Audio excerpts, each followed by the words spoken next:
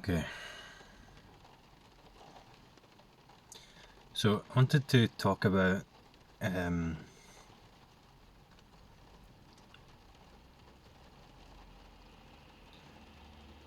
or emphasize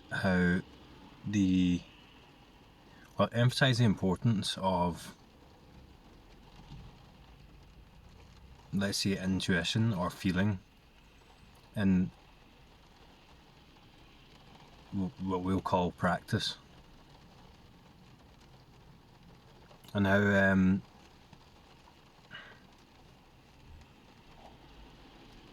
it becomes a lot more about the feeling of things in the moment than the reflections or the reasons made by the mind. Or you could maybe say it becomes quite energetic in a sense. And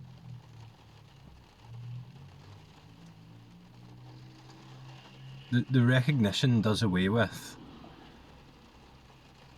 the idea or the belief in the idea that there is an awakening, or there is an entity that persists across time called me that's going to wake up, and everything comes down to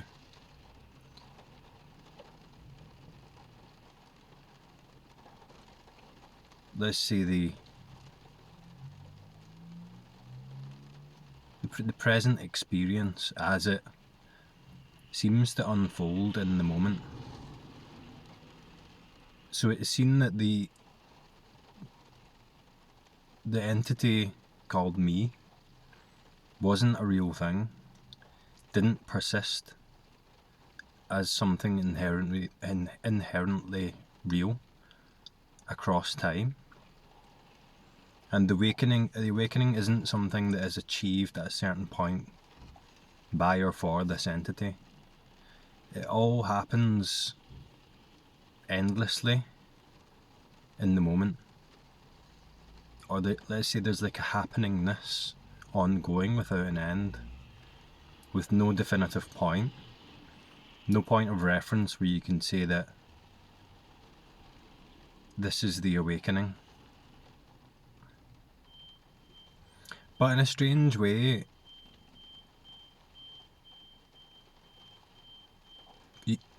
there is a noticing of the falling away of certain patterns. And the patterns aren't noticeable before they fall away, in a sense, before they are seen through. And they're always seen through as they come up in the moment. So the whole timeline thing, the whole linear narrative, stops making sense at a point. And with that, it's easy to let go of a lot of the grasping, a lot of the trying to get, a lot of looking back at a certain event or thing and asking questions about it. It's a massive relief, because all you need to do is be this in this moment. And with a lot of the structure of thought, or these kind of repetitive patterns of thought and identification, with the falling away of these, there's also a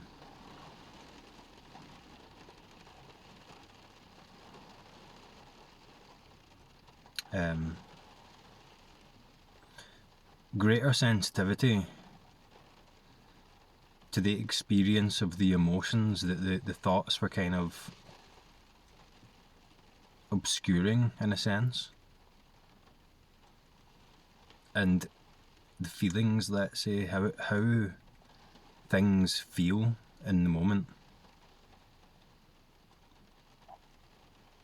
So I guess you could say, in my experience, it uncovered a lot of emotional accumulation that seemed to be held together and obscured by thought patterns. As in the attention was diverted away from that emotional experience into the explanation surrounding it, or the reason for it, or a story in the mind.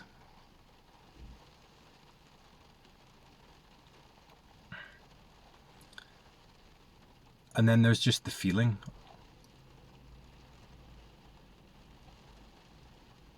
Like, for example, when there's a continuous engagement in a time narrative with a me at the centre of it,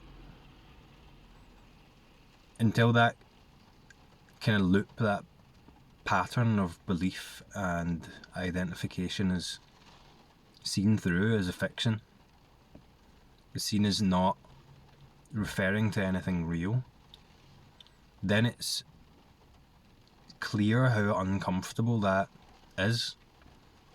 But whilst this engagement in thought is active, or the identification with the thought is still strong, it's not clear how uncomfortable that is, or at least it wasn't for me. It was kind of like the mind creates distractions to divert attention away from the inherent the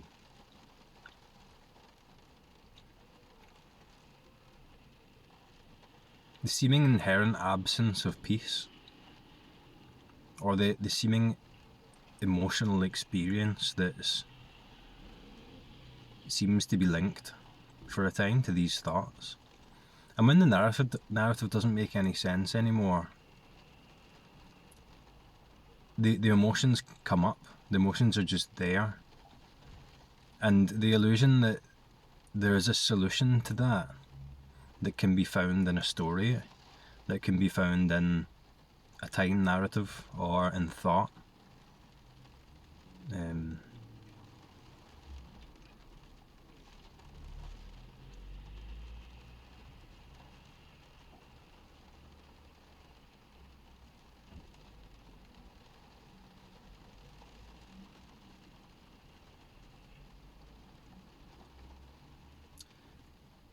What was I talking about again?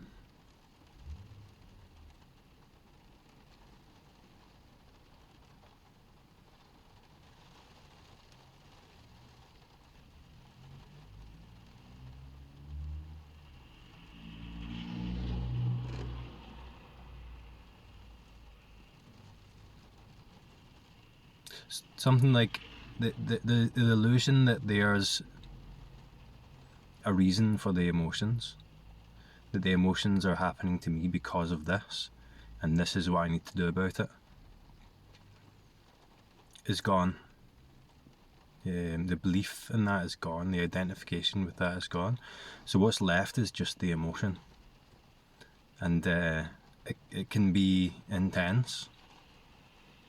But the illusion that there's anything that can be done about that is also seen through at a certain point. So then it's just the emotion. And there's nothing but the emotion, if that makes sense. There's no me waiting for this emotion to end. It's me that this emotion is happening to. There's only the emotion. And it seems to come in cycles. It seems to just express the way it does. And there's no controlling that. There's nothing that I can do about that. But the freedom in that is seemingly what allows you, or at least allowed me, to have these emotions move as they do. And seeing that it was never even possible, not really, to control that. It was just it was inevitable that this emotional experience, this visceral, physical, sensory experience, already is seeming to happen, and it just happens. And that's a big part of the letting go. Not needing to control the way that you feel, knowing that you feel the way you do because that's what is, that's what's meant to be, let's say, you could say, that's what's happening. Not resisting that.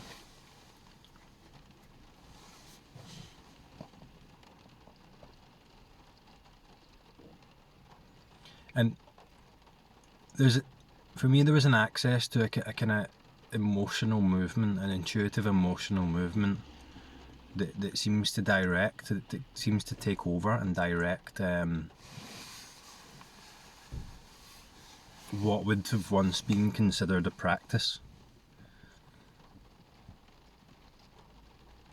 It just unfolds the way it does without mediation or moderation, without control, without management.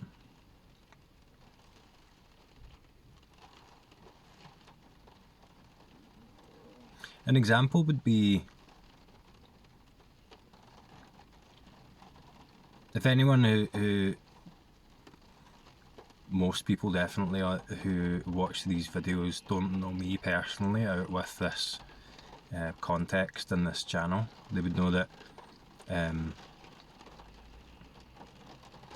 it would seem out of character for me to be talking so much about something, especially something like this. And if this were any other,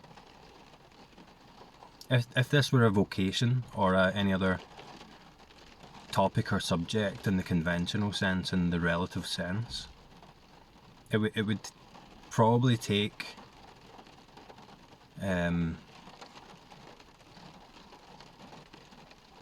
lots and lots of studying or learning or rehearsing or something like that to be able to talk about something to this extent, of this volume, this in-depth. But with this, what I'm talking about, that doesn't need to happen. It doesn't matter because it's spontaneous. I'm always talking from this. There's a direction to this that comes spontaneously from the moment. Always from this. Even recall, thought, memory appears spontaneously in the moment as this. So there doesn't need to be any management, there doesn't need to be any script, there doesn't need to be any accumulation of specific knowledge that's recalled to be relayed, to be understood by someone else. It's what's enjoyable about filming videos like this is that it's free. It's completely free. There's no rule. There are no rules. There's just speaking from this, which is infinitely free. Which is, as I've said many times, not even possible to describe with any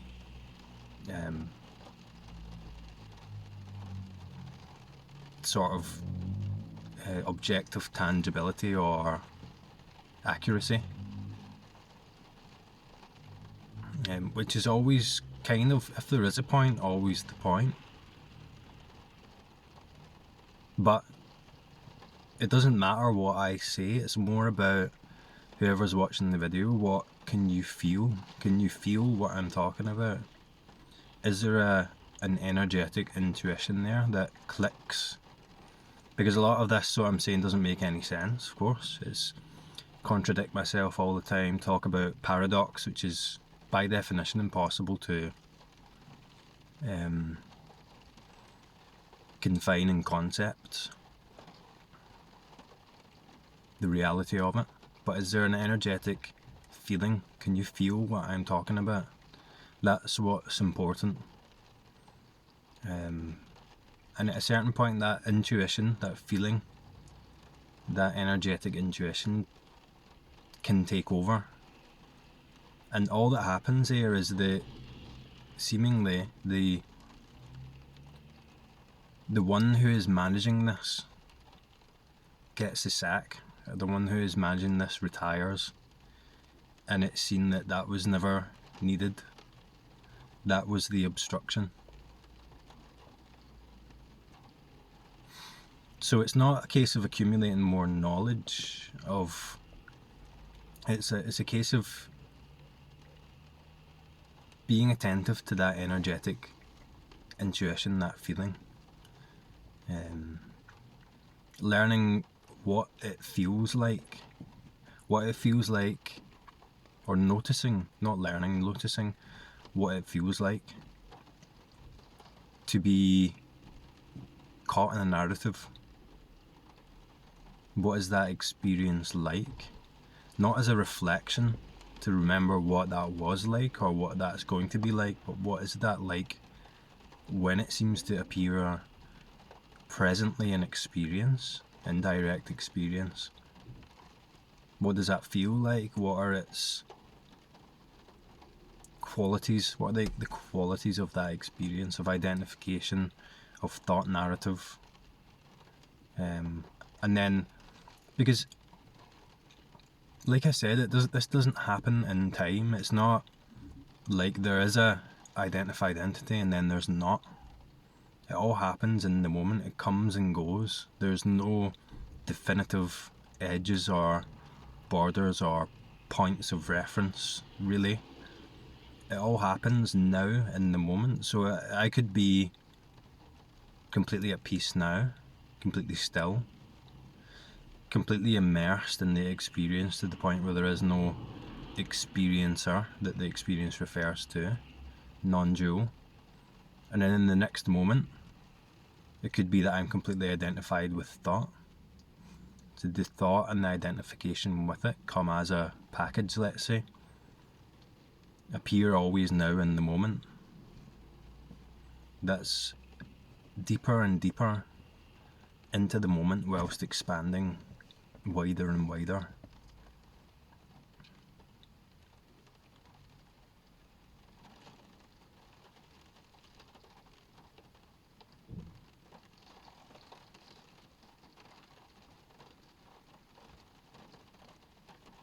But what does it feel like?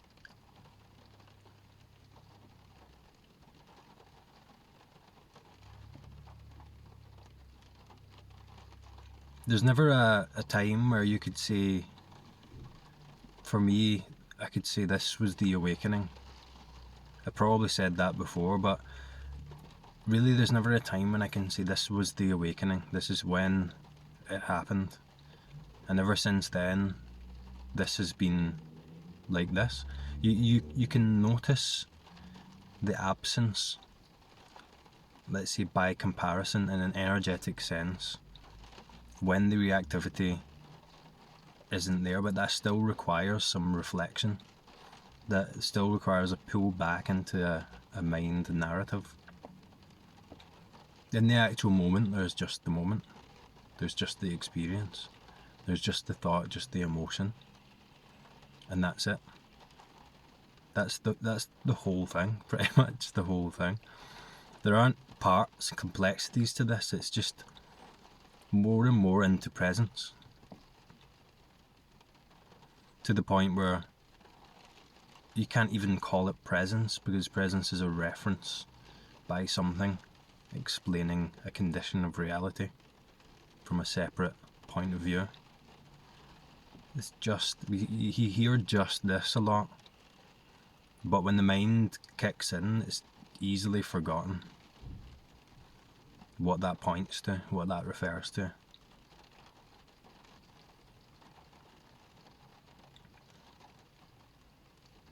And it seems to go in cycles. It seems for me to go in cycles.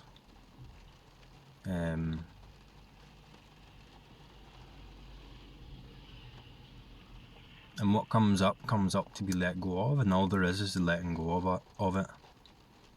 There isn't anything to be done. It's like when the emotions come up, notice the tendency I noticed a tendency, and it became more and more subtle, to take a position on that, to position. It wasn't like I was cognitively deciding to do that. The position was just automatically taken. And then I was experiencing an emotion. And it was either, it seemed inherently this emotion is this, or that. Or this point of view says this about reality.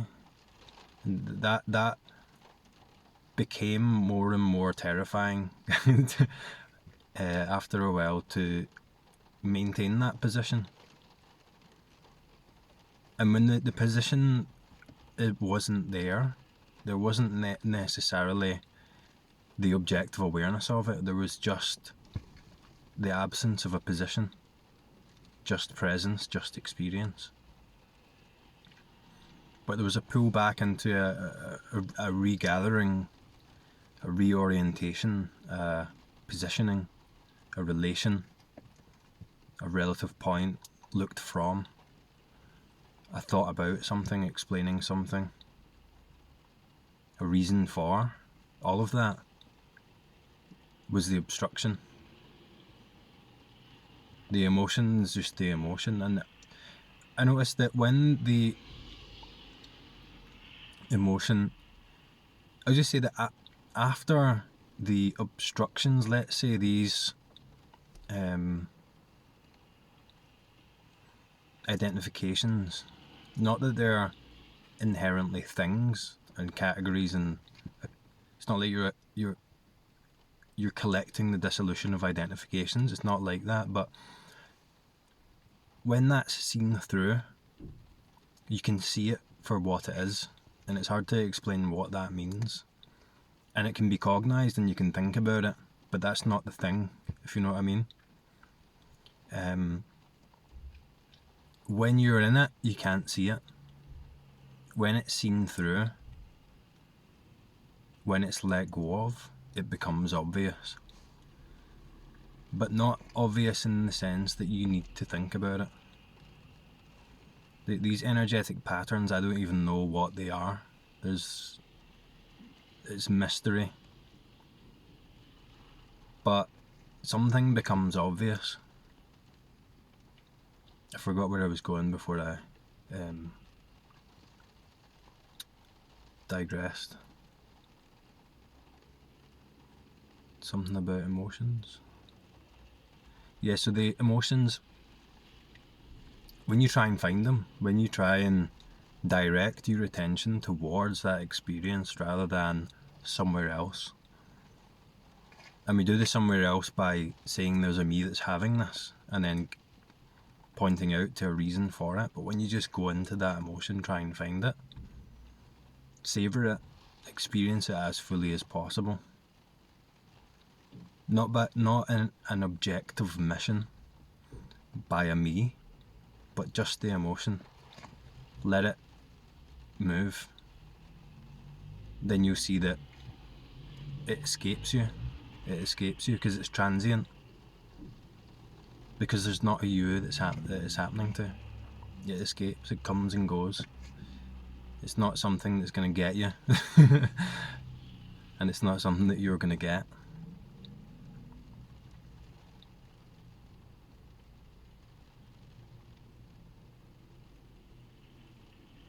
And it becomes more of a direction towards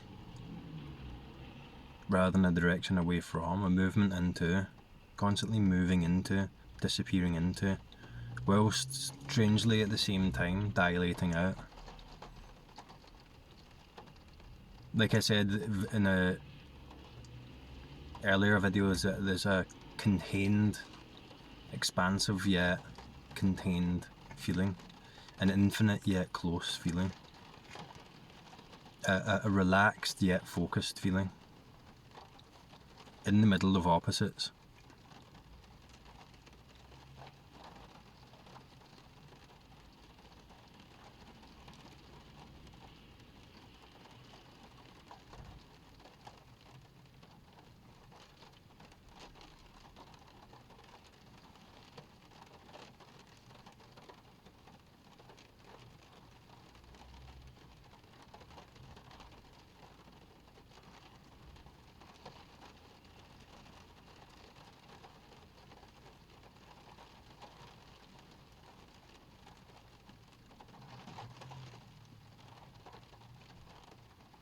And it seems to be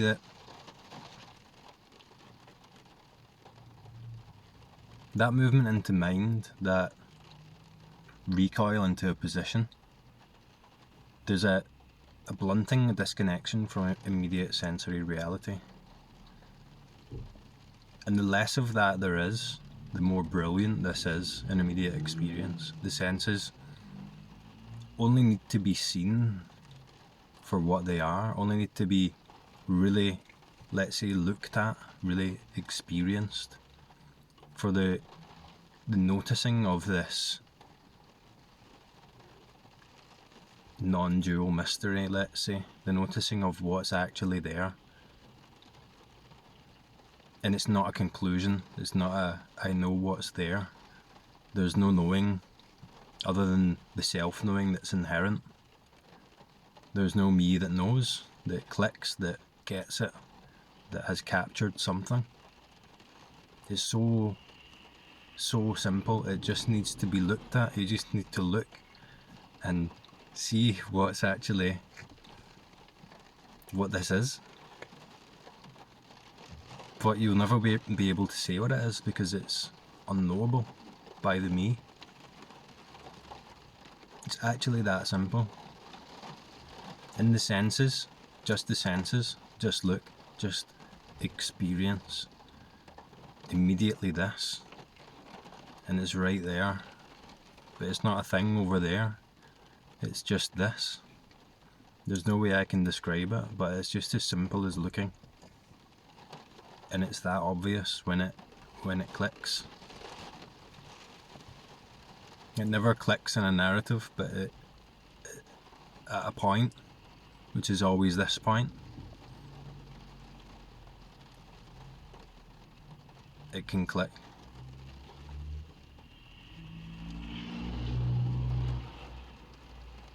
But you can't say anything about it. You don't need to. It doesn't even need to be spoken. That's what's so ridiculous about me talking about it. It doesn't need to be explained. It's, as I've said many times, almost the explaining can be counterproductive. It can be talking and thinking yourself away from just what is, which is simple yet infinitely mysterious.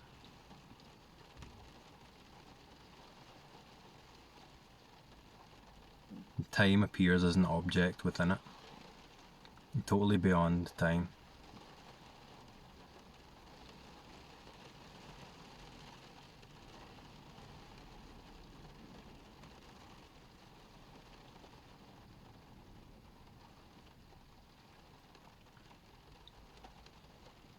Just like a thought is so much more than the content of the thought.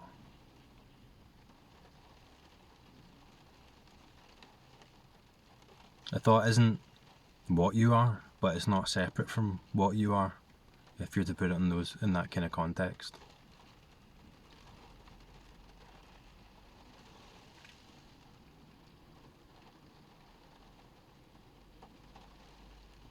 Anyway, that'll do for now. Talk to you next time.